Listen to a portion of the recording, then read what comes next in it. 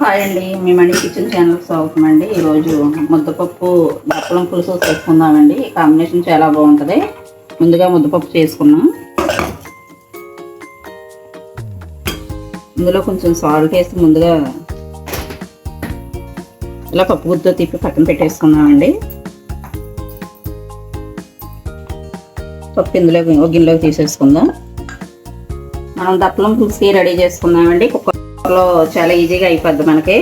ఇదిగోండి, ఒక ఆనపకాయ కోసుకున్నాను, చిన్న ఆనపకాయ, ఒక దోసకాయ ఇలా పెద్ద పెద్ద ముక్కలు కోసేసుకోండి, ఒక ములక్కాయ, ఒక టమాటా, ఒక ఉల్లిపాయ ఇలా పెద్ద ముక్కలు కోసుకోవాలండి.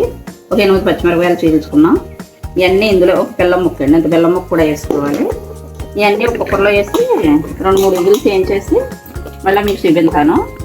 ఇందులోనే కొంచెం కొత్తిమీర వేసుకుందాం, కొంచెం కరివేపాకు వేసుకుందాం, కొంచెం పసుపు వేసుకోండి, ఒక 1 స్పూన్ పసుపు వేసుకోండి, అలాగే ఒక 1 స్పూన్ కారం వేసేసుకుందాం.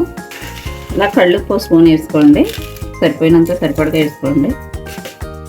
ఇదిగోండి, ఇప్పుడు చింతపండు పులుసు ఒక ఇంత నిమ్మకాయ ఎంత సైజు చింతపండు తీసి నానబెట్టుకున్నానండి నేను. చింతపండు పులుసు పోసుకున్నాం ఇందులో.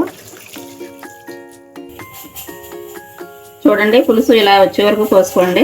బెల్లం ముక్క వేసుకున్నాం కదా, ఇలా వచ్చే వరకు చాలా సింపుల్గా అయిపోద్దండి. రుచి అయితే చాలా బాగుంటుంది.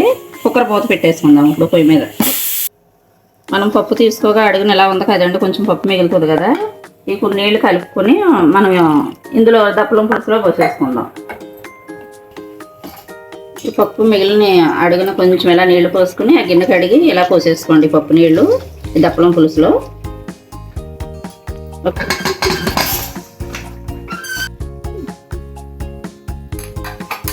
వెలిగించుకొని ఒక 4 విజిల్స్ వేయించుకుందామండి. ముక్కలన్నీ ఉడికిపోతాయి, తర్వాత చూపించాను. చూద్దామండి ఇప్పుడు ఉడికిపోయిందేమో పులుసు. ఉడికిపోయినాయి. ఇప్పుడు పోపు వేసేసుకుందామండి. ముక్కలన్నీ ఉడికిపోయినాయి. ఇలాగా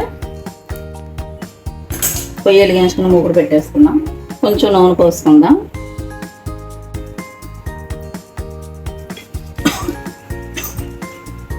నూనె వేడైంది చూడండి, వెల్లిపాయ వేసేసుకుందాం.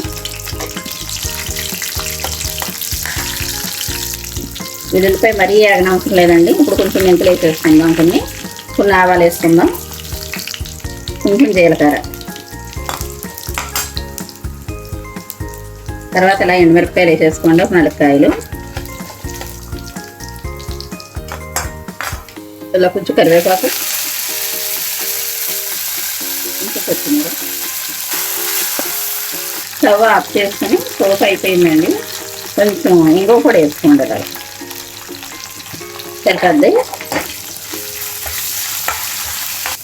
పోపు దప్పలం పులుసులో వేసేసుకున్నామండి. అలాగే